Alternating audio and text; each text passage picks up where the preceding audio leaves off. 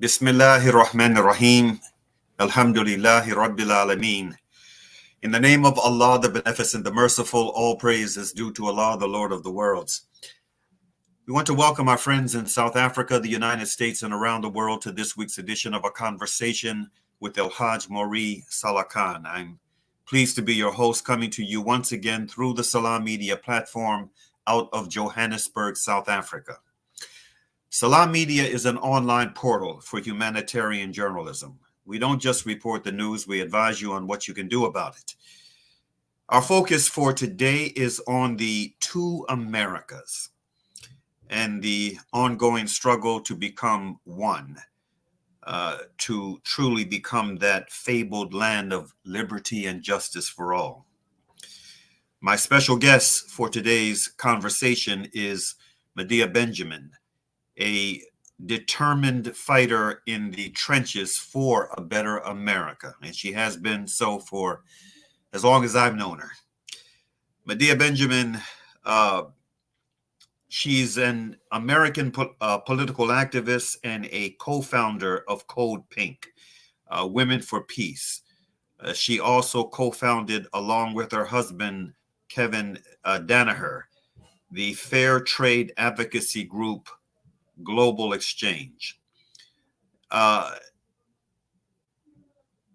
In preparation for today's conversation, I revisited a couple of thought-provoking quotes that stand out for me whenever I'm reflecting upon or on the verge of having some discussion, whether it's public or private, on this issue of the two Americas. And one of the quotes is from Thomas Jefferson. It's one of his famous quotes that you can see on the wall of his memorial in downtown Washington, D.C., visited by millions of people each year. This quote reads, "I tremble for my country. When I reflect, God is just. His justice cannot sleep forever." Now, when I first saw that quote of Jefferson's, one of the principal founding fathers, I couldn't help but be curious about, where that came from. At what point did he make this deeply reflective and no doubt a bit troubling observation, of this land that had been colonized by those who simultaneously trumpeted a ideology of liberty and justice for all. I mean, there were contradictions in this American experiment from the very beginning.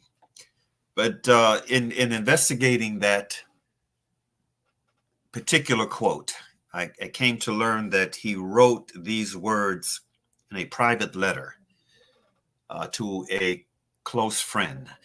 When I read that bit of background, what occurred to me was, the thought that came to me was that he probably wrote these words in the middle of the night, in the wee hours of the night when everything was still and he was all alone with his thoughts and, the contradictions that existed then in early America.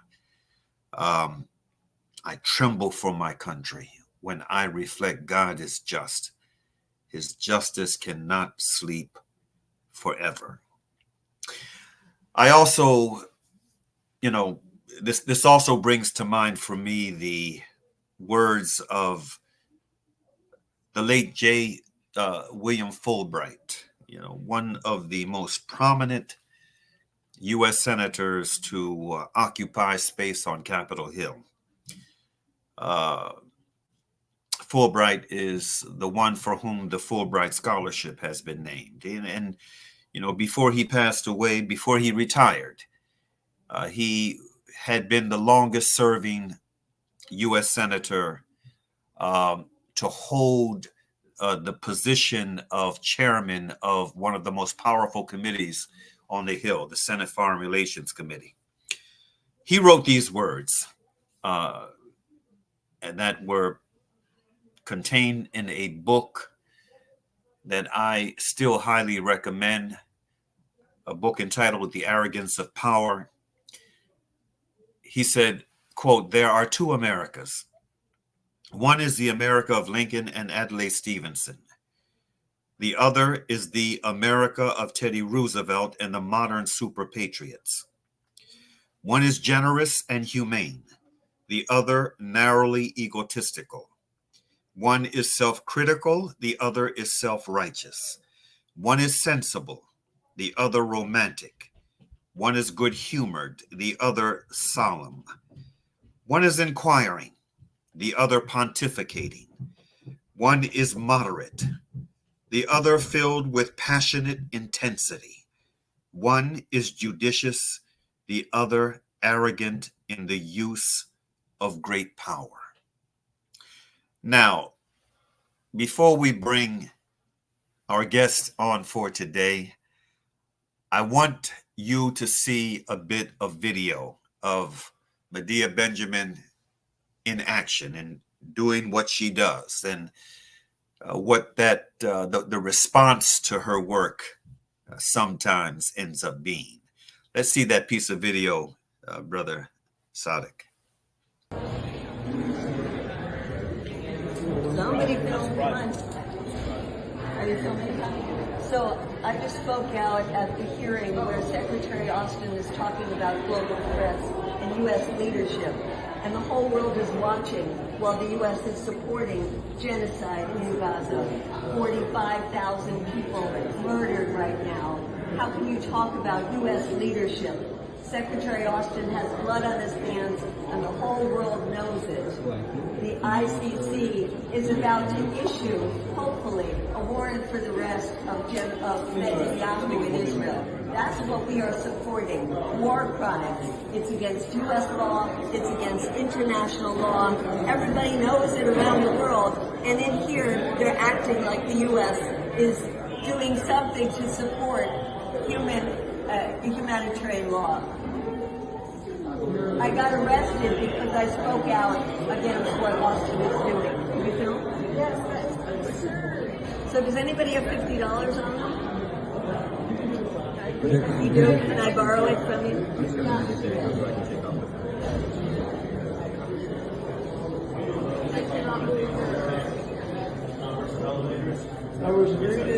So I spoke out at the hearing where General Austin was talking about U.S. leadership. And I said, how can you talk about U.S. leadership when the U.S. is supporting genocide and the whole world is watching as the U.S. is sending weapons that violate U.S. laws, violate international laws, violate world opinion, violate basic decency and morality. We have to speak out. And I'm wearing a T-shirt that says, another Jew that speaks out against genocide. And now done. Thank you. Can I take your money for bail? It's in my car. I got you. Just wait 1 minute, okay? I think if you. Thank you. I'll pay you back. She's taking off my via and says it's not okay to have this on. It's not that you can have it, it's just that I need to search it, okay? Okay. Yeah. So I think it's so important when we have the Secretary of Defense here. We have the Secretary of Defense here talking, and they're saying that the U.S. budget of $1 trillion for militarism isn't enough for all the threats we face in the world. You know why we face threats in the world? Because we support genocide. That's why we face threats. And if we stop supporting genocide, if we stop, then we wouldn't face these threats in the world. So I say, Yeah, why are you doing this in the hallway? Excuse me, why are you doing this here? So isn't it ironic that the person who speaks out for peace and international law and respect for U.S. law is getting treated like this in the hallway, while the people who are supporting the genocide that's going on in Israel are in there acting like it's normal? Excuse me, Officer Woodman, why are you doing this in the middle of the hallway? I'm obviously such a great threat to the United Yes, it States. is not also as an officer. Thank you. Why are you Thank doing you. a search in the I'm hallway? being arrested for speaking out against U.S. support for genocide. We have This is the Secretary same day Austin. what reports came out from the State Department. Thank you. They're circulating letters with dozens of lawyers within the State Department as well, saying that we're breaking the Foreign Assistance Act, we're breaking the labor laws. Absolutely. There probably will be about 100 lawyers signing on to this letter talking about how the U.S. is violating Leahy laws, is violating the State Department's own laws, and is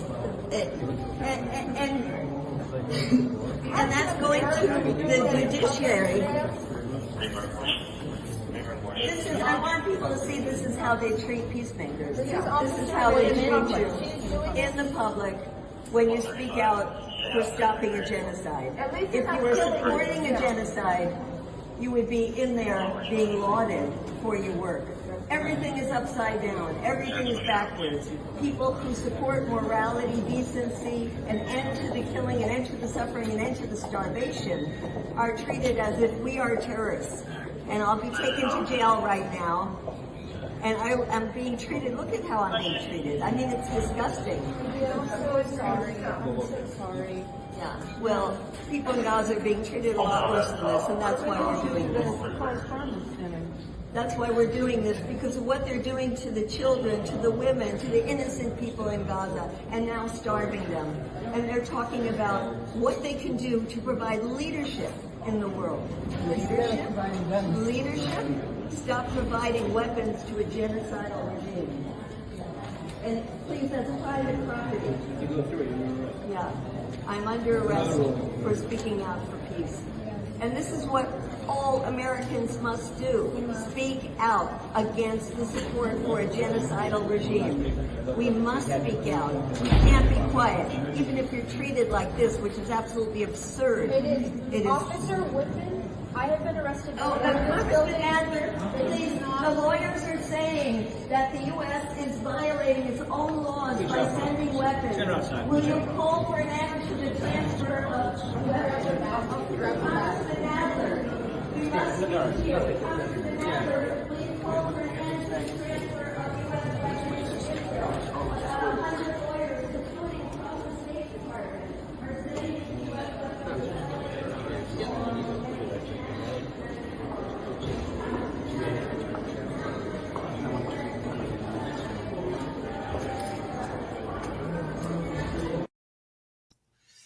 Now, that piece of video that you just saw was in the halls of Congress on Capitol Hill.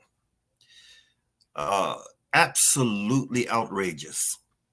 But I felt it important to show that for a couple of reasons. First, it points to the contradictions that this country is mired in. It also reflects a continued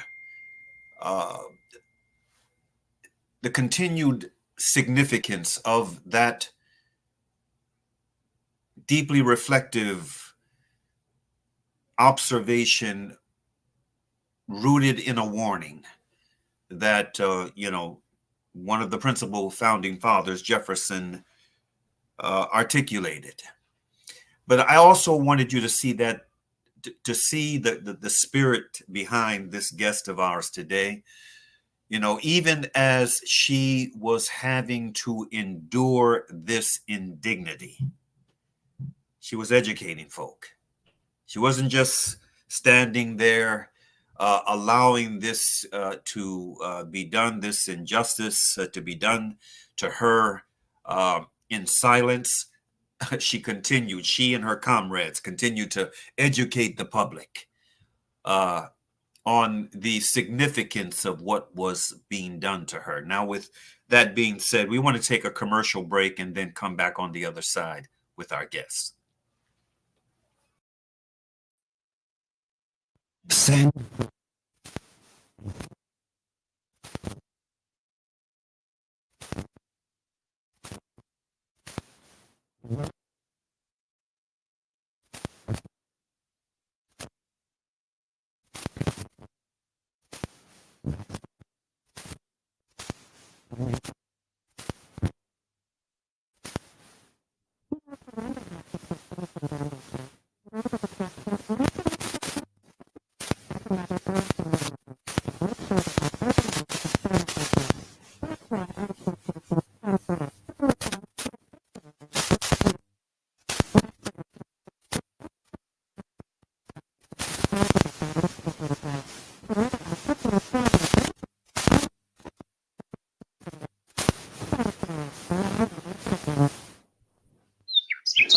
When the perfect blend of stylish decor, exquisite halal cuisine, and warm hospitality come together, it could only mean El-Hajj Lodge, your true home away from home. El-Hajj is the ideal heaven for families, business people, and tourists with its 4-star family rooms and other luxurious facilities, conveniently situated close to Port Elizabeth Airport, the beach, and other amenities. Your stay will be truly unforgettable, as you'll be taking home lasting memories of the warm hospitality, the serenity and tranquility that El-Hajj has to offer. For reservations, call 041-583-6415 or visit www.albaitlodge.co.za.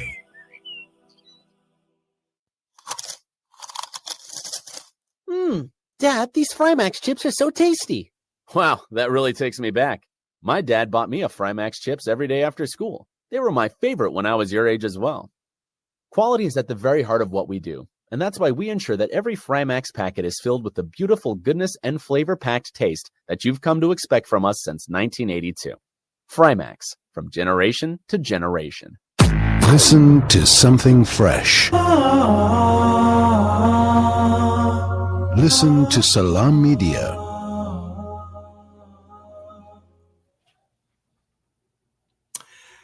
Welcome back.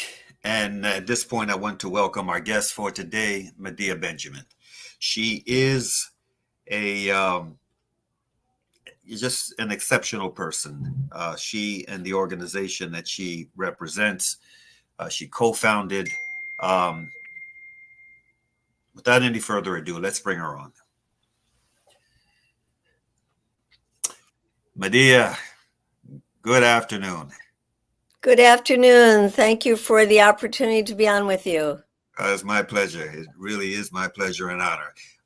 Let's begin with some perspective on what the audience just saw in that piece of video of you being arrested on Capitol Hill in the halls of Congress. What led up to that? There was a hearing in which the Secretary of Defense, Austin, was testifying about the U.S. role in the world and talking about how the U.S. was a leader and had to put more money into the military so that it could maintain its leadership over China and Russia, and didn't even mention what is happening in Gaza and how the U.S. is losing so much respect all over the world because of its support for the Israeli government. And I said that, and instead of being listened to, which is the voice of reason, I was hauled out of there and arrested.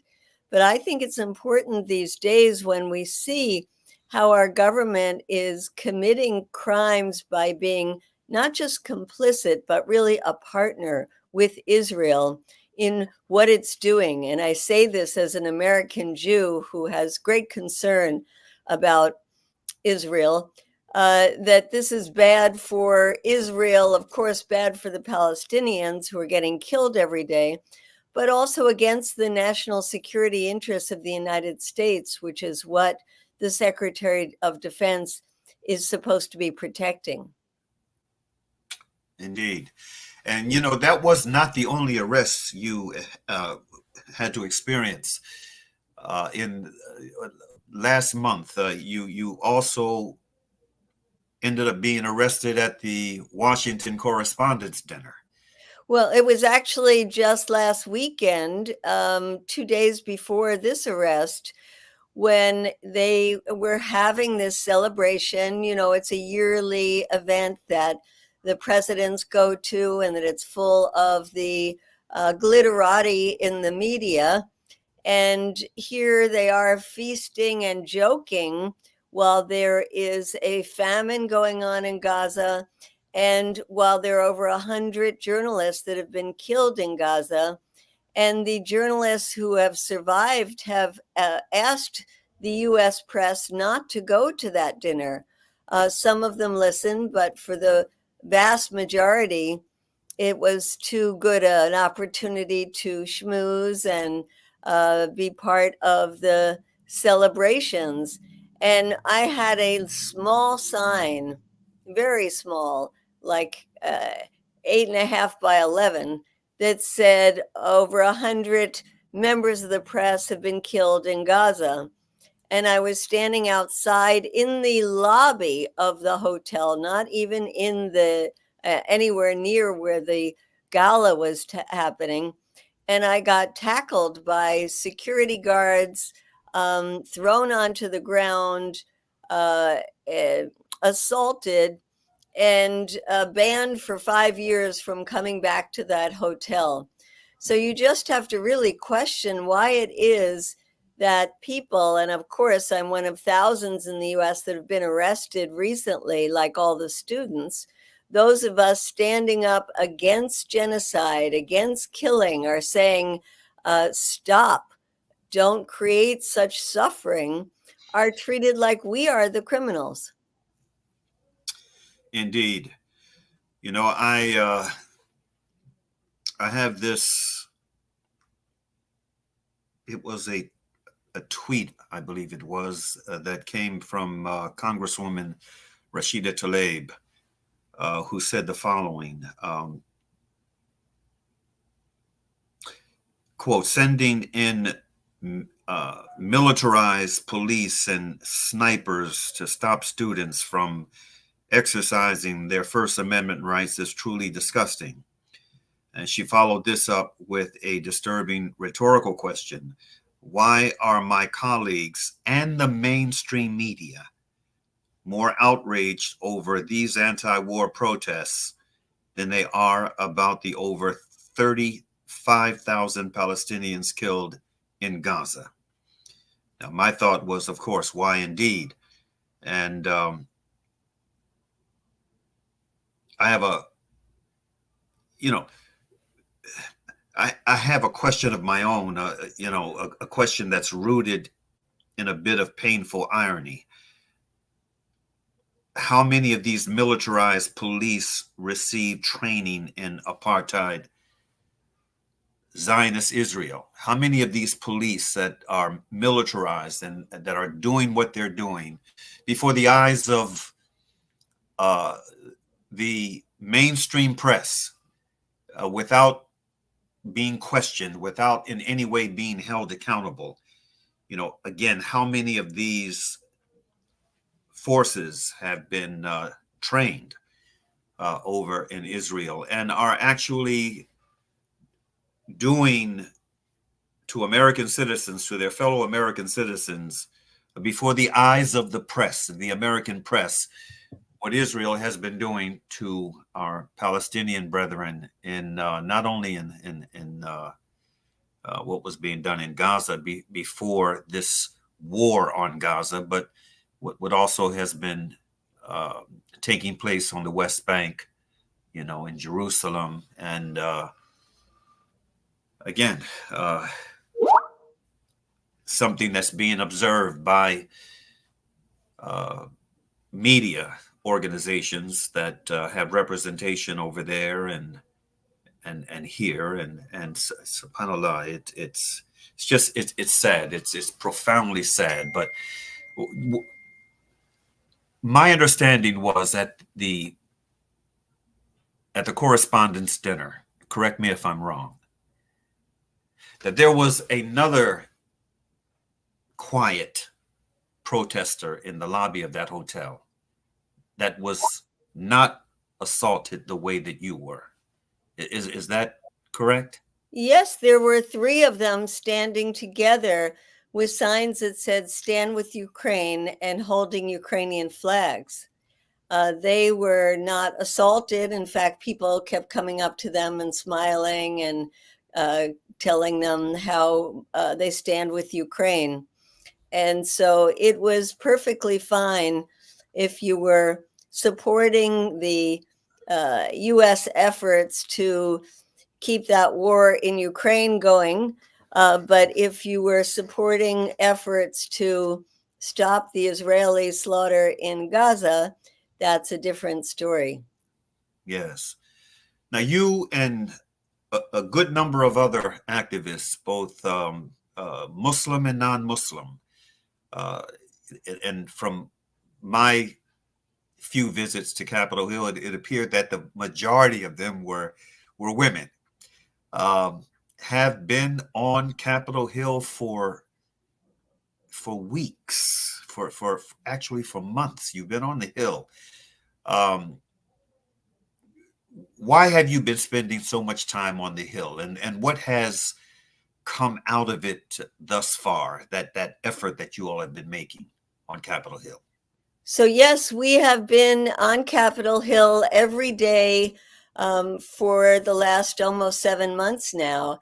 And any of your viewers who are interested, it's a totally open volunteer group. And we welcome anybody who wants to join us. We meet at 10 a.m. in the cafeteria on the house side of what's called the Rayburn Building. We talk about the latest developments and what our plans are for that day, which depends on what bills are coming up. Do we support them or oppose them? For example, last week, there were bills that were put forward as part of combating anti Semitism, but they were really bills to stifle free speech, particularly on campuses. Bills that conflate the issues of anti Zionism with anti Semitism. So that was our focus last week. Unfortunately, we lost, and it did pass in the House, but it still has to pass in the Senate. So this week we will start out in the Senate, going from office to office, asking them to please oppose these bills that are not conducive to stopping anti Semitism, but on the contrary.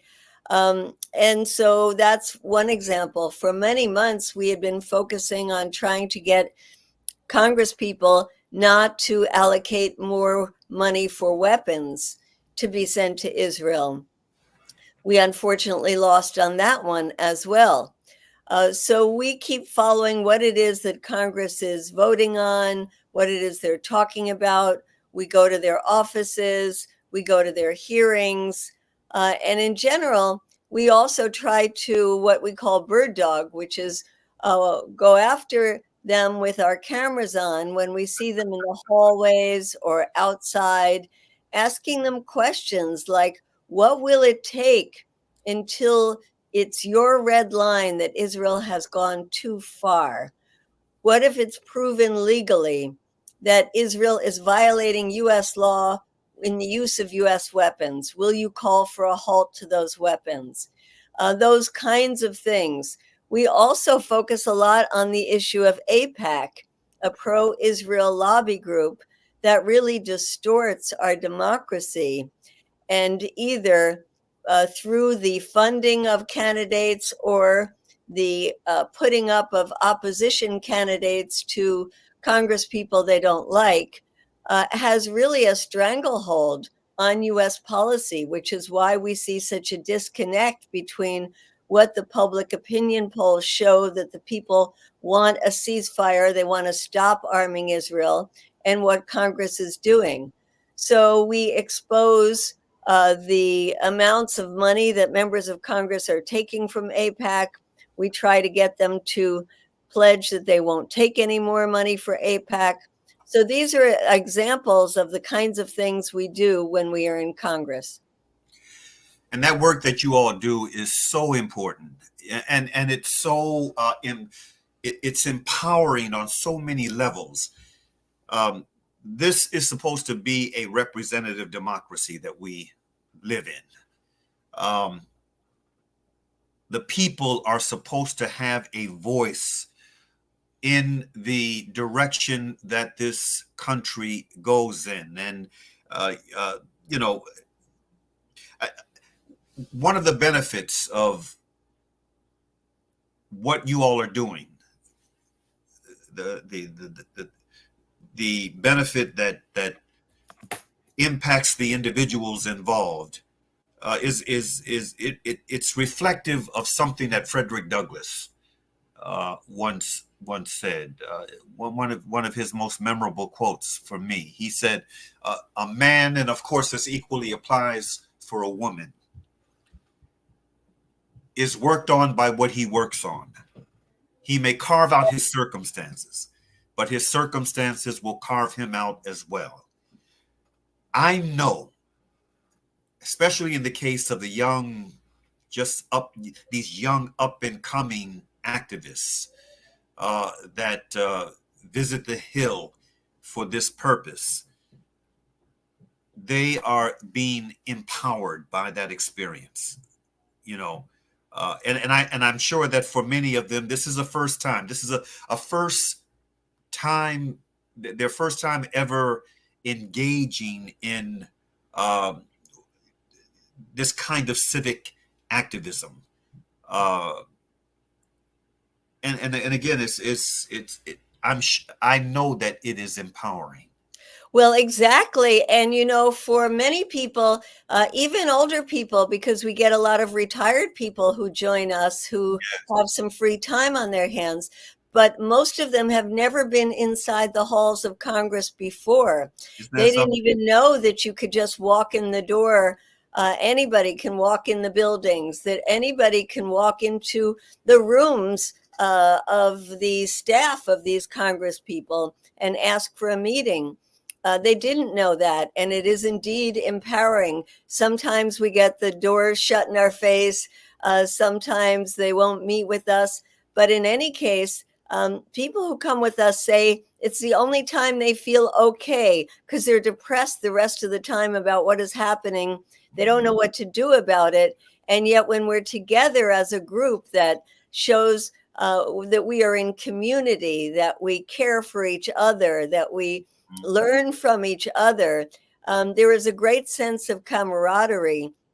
And I think it is empowering to be able to go into an office of a congressperson, ask to meet with the legislative director or the chief of staff, and tell them that what the congressperson is doing is a violation of their duty.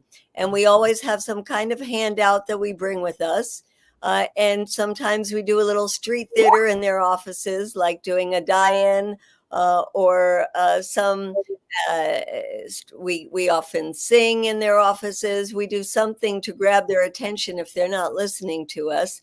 And it really does make you feel that we have an obligation when our government is so abusing its power and so unrepresentative of our basic sense of moral decency as human beings, that anytime we have to confront them is important to do. So some people come during their long lunch break and join us. Some people call in sick for a day and come and join us. But as you said, it's a very empowering experience, and we encourage new people to come to recognize that this is supposed to be the people's houses. It's supposed to be our public servants, and let's demand more from them. And tell the audience again, those here in the United States, especially those in the Washington, D.C. area, what time you meet, where, and when you meet each day? Yes, they can go onto the Code Pink website under events and sign up there just to be in touch with us, or you can just join us 10 a.m. every day in the Rayburn cafeteria. That's the house building called Rayburn. In the cafeteria, we meet at 10 a.m. Hmm. Now, Medea, in addition to the over 35,000 official Palestinian deaths, Israeli attacks have resulted in more than, according to a figure that I just recently saw, 10 Palestinian children per day losing a limb in Gaza. 10 per day losing a limb in Gaza. Now, this has reportedly been going on at this rate in Gaza for months now. And it's heartbreaking. I mean, this alone constitutes a crime against humanity. This alone. Uh, Yeah, I just want to comment on that in that we have been working with a group that is called Doctors Against Genocide. And they are a beautiful group of healthcare workers that have been sending people to Gaza in these very dangerous situations to provide services there. They have been going into Congress with us, and they have been focusing on the catastrophic healthcare system. As you say, it's not only the deaths, it's the terrible wounds that people are living with.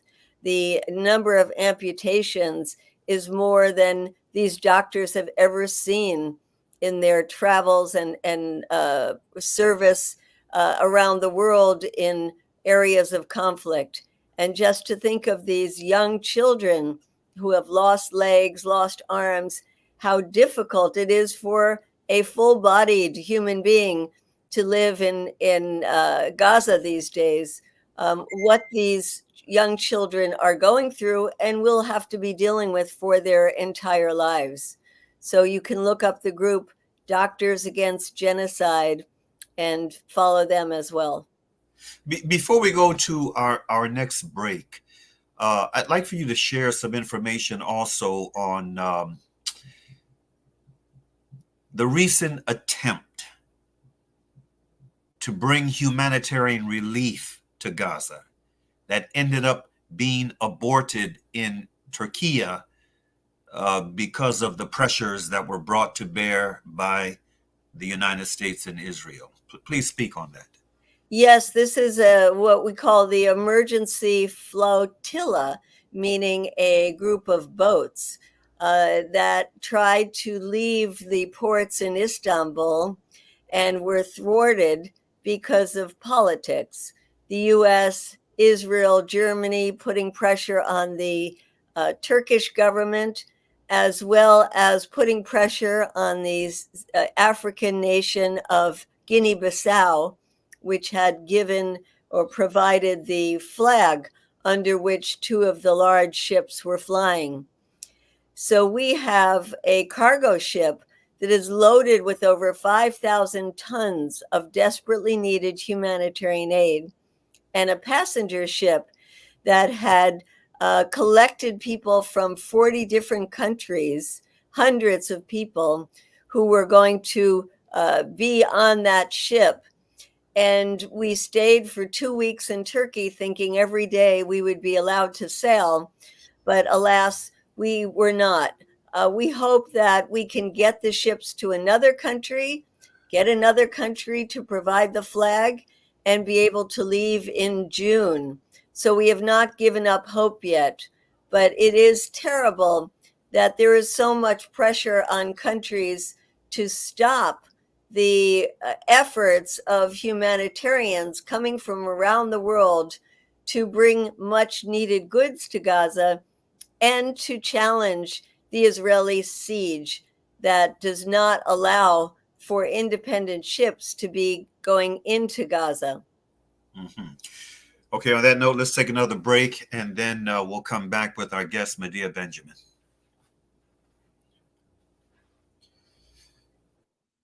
After the recent attacks on Gaza, many families have been displaced with their homes left destroyed.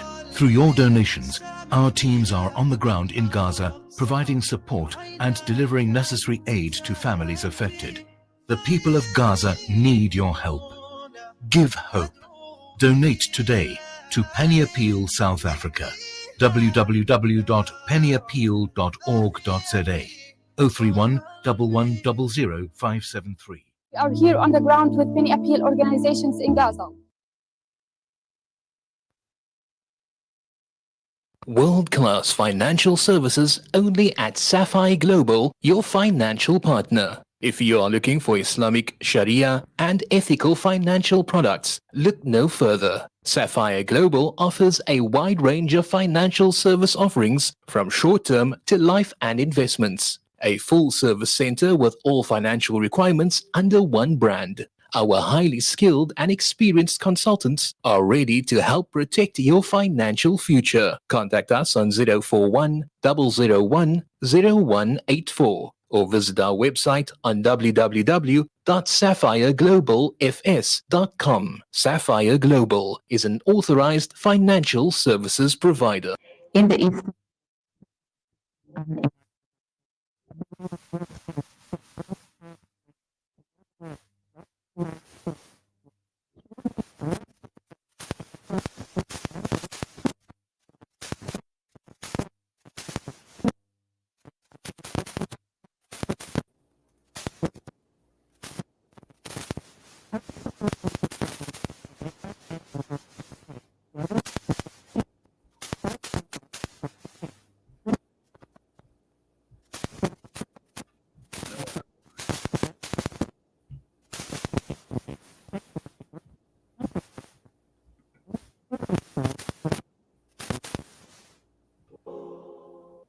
Listen to something fresh. Listen to Salam Media. Sorry about that. We've been having a little bit of technical difficulty with the transmission of the commercials, but thank goodness we're not having any difficulty with the transmission of our guests' perspective for the day, Medea Benjamin.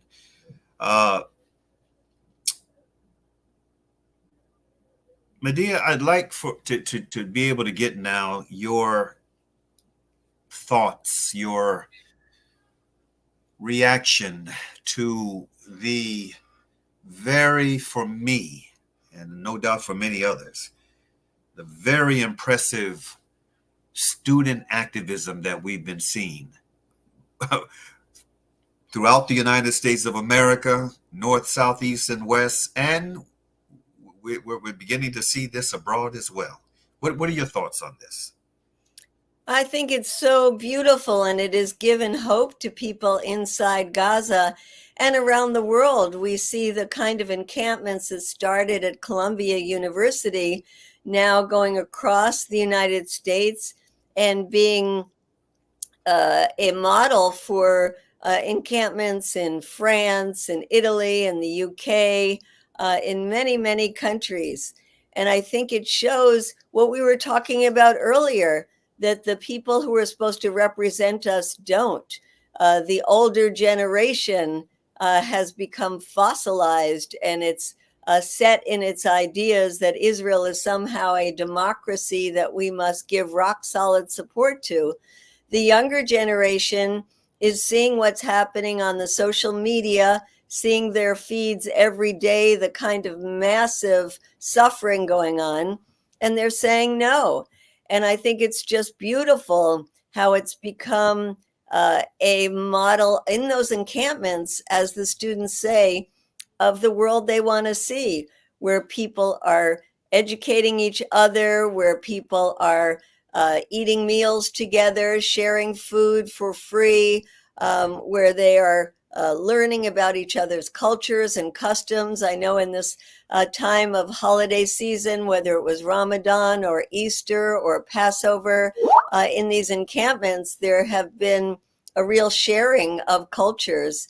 And it's so sad that the label of anti-Semitism has been placed on them, because I've been to a number of these encampments, especially here in the Washington, D.C. area, where George Washington has a beautiful encampment, and they are so inclusive of anybody, all religions, no religions.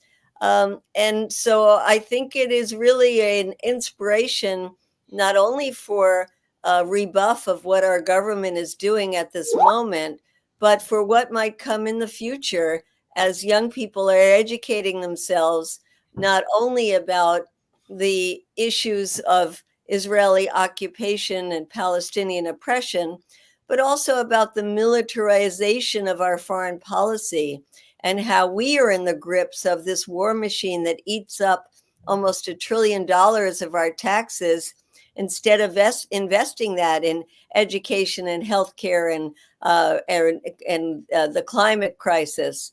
So these young people are really leading the way and showing us older people their determination, their spirit, and their deep sense of knowledge about what the problems are. Indeed.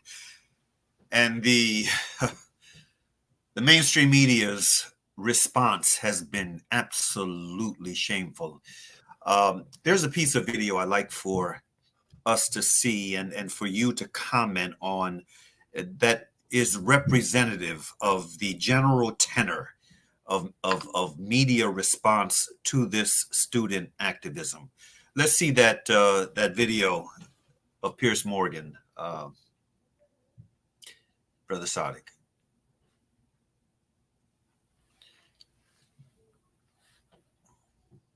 Well, I don't know if he stepped away from the console or if he has to look for the video, but it's Piers Morgan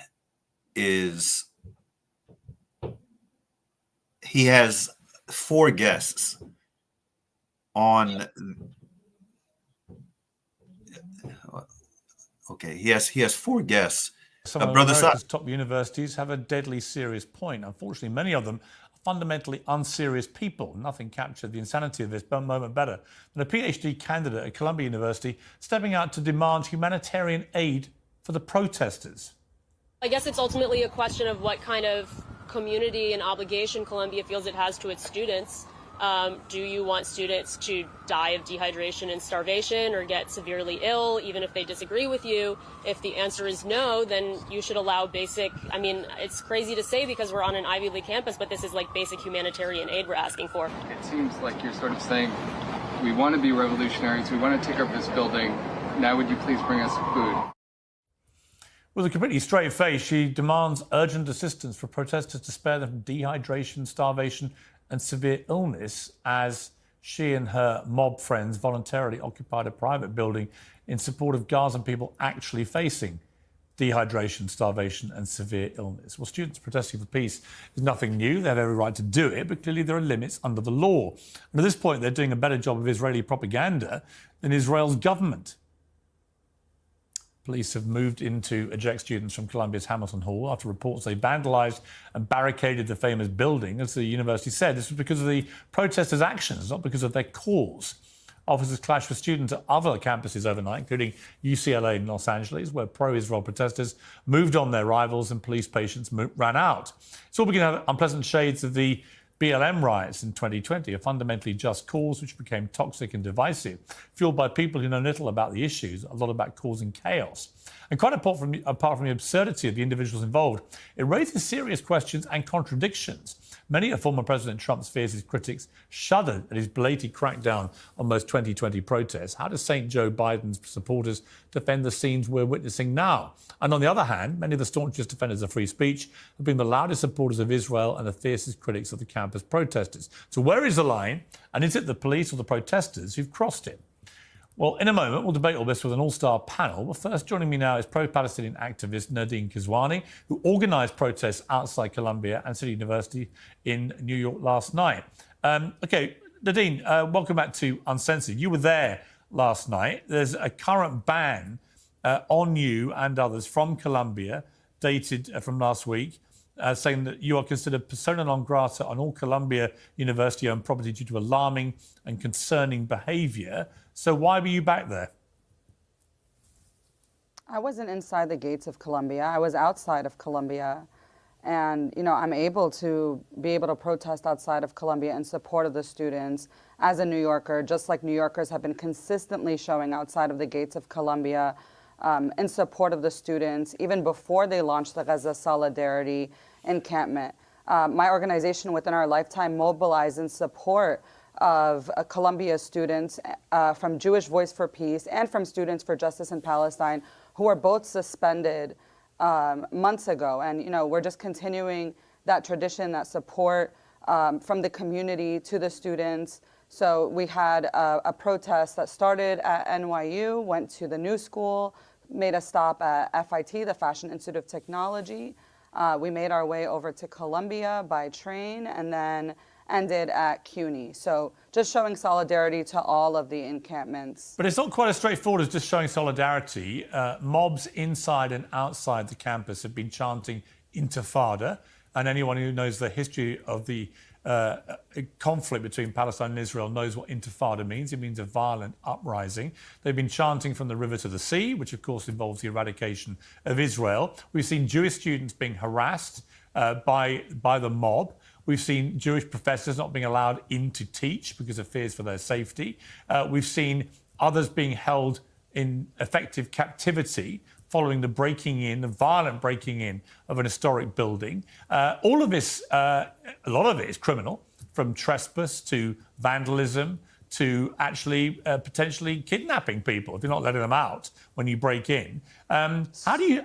No kidnappings have happened. Well, hang on. I'm just saying potentially it could be categorized as that. So my question for you is, why would you support all this? Why do you support chanting about a violent uprising? Why are Jewish students being harassed in this manner? Why would you support the wanton vandalism involved in smashing into an historic building?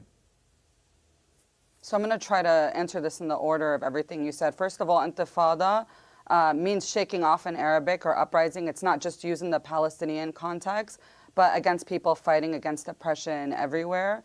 And the City University of New York, where I was a student in undergrad and for law school, actually investigated SJP for the use of the word Intifada in previous years. They released a report in 2016 that is public right now. You can find it online that clarifies that Intifada is not an anti-Semitic There have been two slur, Intifada. Hang on, there have been two Intifadas. The oppression. first and second Intifada in the conflict.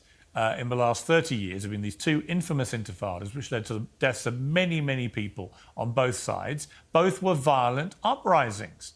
So when people chant about, when you have a pro-Palestinian group, it started as boycotts. It started as strikes. Are you going to let me respond? I'm going to made clarify. a lot of accusations. And I'm going to try to respond to all of them in order. Okay. Well, are you so not going back and forth. Are you going to try and deny that either intifada was violent? I believe that the Israeli colonizers, the Zionists, made it violent by attacking peaceful protests, just like we saw the NYPD attack protesters at CUNY and at Columbia that made the situation that wasn't previously violent. And all the acts of terrorism perpetrated by pro-Palestinians against Israelis during the two intifadas, what do you think of those? I'm not here to debate the first and the second Intifada with you. I've told you the definition of the word. You can but leave that it is at why that when and allow me to when address the other things that you brought on. You're being disingenuous. When pro-Palestinian groups outside of New York University chant about Intifada, they know what they're doing, and Jewish people know what they're doing. They are invoking the first and second Intifada, I don't know what which you say involved they're doing, which because involved every a lot of violence and a lot of terrorism. has been chanting Intifada for decades. So this, and let's go back. Let's go to the second phrase you say, from the river to the sea. Yeah. Now they want to make a problem with that. Any chant that we say, there's this accusation of anti-Semitism because every single pro-Palestinian activist has been accused of anti-Semitism as a way to silence them. Even though you mentioned Jewish students before, so many of these Jewish students are standing with us, are with the protests inside and outside. Yeah, and many are they not, and many are being harassed. Like I said, Jewish Voice for Peace was suspended by Columbia. Many Jewish students are not, and they're being harassed. And we're seeing the videos of them being harassed. They're being threatened. They're being banned from going in. Banned from going in to be taught in their. Non-stop. They're being since October 7th. But you're not in Gaza doing this. You're doing it in the middle of New York. What does this have to do with being in Gaza? We're here as New Yorkers, as Arabs, Muslims, and Palestinians, and we're harassed daily, constantly, not just since October 7th, but for as long as we have lived here. And, you know, that's constantly ignored. But when Palestinian students are finally speaking up against the slaughter of their people in Gaza and all over Palestine, you know, it becomes a problem. Now they want to, you know, pay attention to these things. You know, I think every Palestinian organization, including my own, has made it clear that we stand against anti-Semitism and that these smears of anti-Semitism against pro-Palestinian activists are a long-held tradition by the Zionist lobby, by Zionist organizations, as an attempt to discredit people. If protesters get violent, is that acceptable resistance to the oppression? I haven't seen any violence happening at protests, so I don't even know why this is a question. Nobody's advocating for violent protests, and nobody's saying would it be that's justified? Acceptable, including myself. Would it be justified? I just answered that. You're just repeating the same question. I feel like you're being disingenuous. Well, you didn't answer when I've already made this. You didn't clear. answer if it would be justified. I just said it's not acceptable. How could it be justified? Right. So the only violence that we see being unleashed, which is completely unacceptable, is by the NYPD, who have maced protesters. They maced people at NYU, which I saw with my own eyes. They actually went and threw out. Last night, they whipped out their batons. They beat people until they bled. People got punched in the face. They were bleeding from their teeth. You know, this is the violence that's completely unacceptable. That's because a howling violent. That's because a howling violent mob chanting Intifada broke into an historic building on a private property. It's not their property. They committed acts of vandalism. They committed acts of trespass. They were holding people against their will. They've been threatening and harassing Jewish students. I'm sorry, that's not a peaceful protest. Right? These people are not being held protesting against peacefully. their will were Columbia students forced to stay inside the journalism school. You know, the NYPD literally poked their head in an open door and told the CUNY journalism students that if they left that building, they would be arrested. Columbia admin came to say that they should have the right to report, that they can't limit the freedom of speech, the freedom of the press. And the NYPD actually threatened Columbia administration. So the only people who were being held against their will were the Columbia students by the NYPD. And other students who were not part of the journalism school, part of the other schools or in their dorms, were also ordered to shelter in place by the Columbia administration. So everything you brought up, from the violence to people being held against their will, this is being perpetuated by the people in positions of power, by the administrations of these universities, and by the police department, who is being used to crush peaceful protests, who is being used to show up in riot gear and turn an otherwise peaceful situation into a riot. Never forget that in 1968, 150 protesters occupied the same exact hall that the students of Columbia were occupying as of last night and forced to come out of, Hamilton Hall, which they renamed Hinds Hall in honor of the 5-year-old Palestinian girl who was killed, who had to sit in a car with her family members for hours, while they decayed, while they rotted after being killed by the Israeli army. And she starved to death. Nobody was able to get to her. So, you know, in 1968, Hamilton Hall was occupied by over 150 students protesting South African apartheid. And this kind of police violence wasn't used against them. And they are remembered in history as heroes. So continuing the long-held tradition of university activism, this is what they were doing at Columbia. You've made your point. This is what we were doing at CUNY and all the encampments that we see Nadine, popping up, not just in the U.S., but all 7 continents. Nadine, I have to move on because I have 4 other guests, but I appreciate you joining me. Thank you very much. But joining me now is the independent president. Now, that was a shameful display of pro-Zionist bigotry on behalf of a seasoned journalist who should have known better. What are your thoughts as a veteran Jewish activist, Medea, and from what I know of you, not a self-hating Jew at all? What is your response to what we just saw? Well, I think the student did a wonderful job in contesting and contextualizing. I loved what she said at the end about how that hall had been taken over during the Vietnam War days, and people now look back and think of those students as having been the moral center at that time. And the same will happen in the history books now. We'll look at what the students have done as an example of holding the older generation accountable, and the accusations that have been made about violence, about hostage taking. I mean, the only thing I have seen in all of these encampments is a broken window. Where I see violence is, as she said, the violence of the police, the violence of the state, the violence of the pro-Zionist, pro-Israeli protesters at UCLA, for example, which was just horrific. And I've seen it here in Washington, D.C., where the pro-Israel provocateurs will come into the encampment and try to create a problem and tear down our signs and tear at the Palestinian flag, trying to get a reaction that they could then film and say, aha, look how violent they are. I have been just marveled at the students' ability to be calm, their ability to have a whole monitoring system in place so that when somebody does come through the encampment that might be wanting to cause trouble, they are following that person carefully and making sure that nobody does anything that would be seen as a provocation.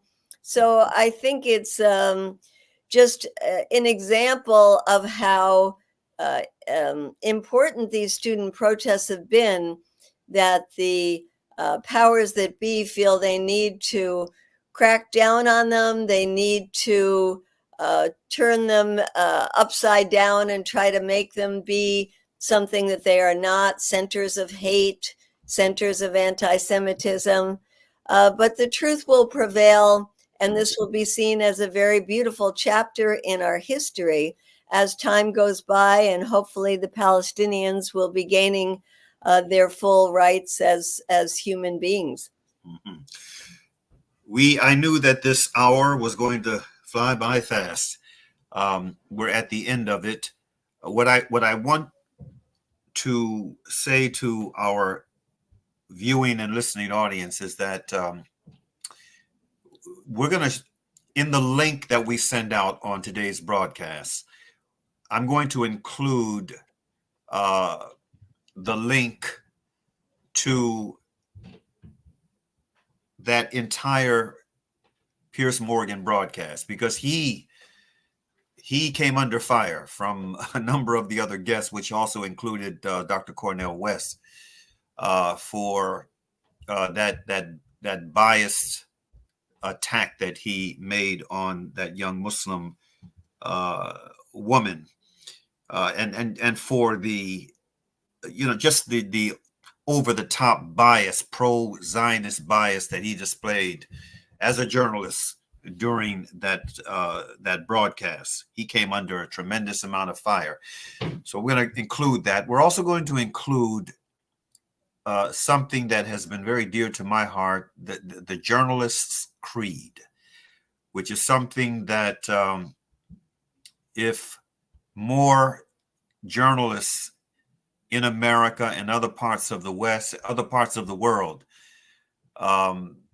abided by these ethics, we would have a much, much, much better world. Walter Williams, I think, is the author of The Creed. He is viewed as the Dean of American Journalism, and it's just a beautiful, very ethical creed that I have been impressed with for years. On this note, I want to give you a final word. You have a minute, Medea, to just share whatever's on your heart to share with the listening and viewing audience from today's broadcast. Well, thank you so much for having given me this opportunity. I hope people will go to our website, codepink.org, or to any of our social media to see what we have been doing and ways that we can get involved. Next week, we're coming up to Mother's Day, and we're going to be having mothers and grandmothers and all of their allies join us in the halls of Congress, where we bring the message of loving all of our children and all of our grandchildren into the halls of Congress, and where we will be visiting the encampments as grandmothers. So I just want to say that it is up to us to find ways to sometimes go out of our comfort zone, to step up our activism in moments like this, and really become a part of that beautiful segment of humanity that recognizes that when one group of people are in need and in trouble, we are all in trouble, and we all have to come together. Yes, yes, indeed. Well, thank you, Medea, for joining us today. This has been a wonderful conversation that I'm sure will be that many will not only learn from, but they will be happy that they had an opportunity to hear your thoughts, and we encourage those of you who are impressed by what you heard today to share the video with as many folk as you can within your circles, and get involved in whatever way you can. Just as there should be no fence sitters in this this struggle for universal human rights that impacts us all. There should be no fence sitters, no one, trying to maintain space on neutral grounds. Either you're for justice and truth, or you're against it. If you're for freedom, or you're against freedom. And on that note, we will close out as we normally do with that illuminating verse from the Quran. Bismillahir Rahmanir Rahim. Wal asr. Innal insana lafi kusr. Illa alladhina amanu wa amalu salihati. Wa tawasaw bil haqq. Watawasaw bisabr. And I'm so glad that our engineer, he remembered to put this image up on the screen. We wanted to close out with this, and I would have forgotten. I was just overjoyed to learn that Evergreen College in Washington State, the alma mater of this young martyr who at just 23 years of age lost her life trying to prevent the destruction of a Palestinian family's home in Gaza, in Rafah. Rachel Corrie, who was murdered by an quote unquote an IDF soldier, actually an Israeli occupation forces soldier, operating one of those specially made American bulldozers, crushed her body, took her life. But her college, Evergreen, has become the first college in the United States to make the decision to divest from the apartheid state of Israel. May Allah bless her. May Allah bless this college and those who were involved in that decision. And the translation of the meaning of that verse that I recited in Arabic is as follows, and we'll end with this. In the name of Allah, in the name of God, the compassionate, the merciful, by the token of time through the ages, surely humanity is in loss, except those who believe and do good, and exhort one another to truth, and exhort one another to patiently persevere. Peace be unto you. Assalamu alaikum.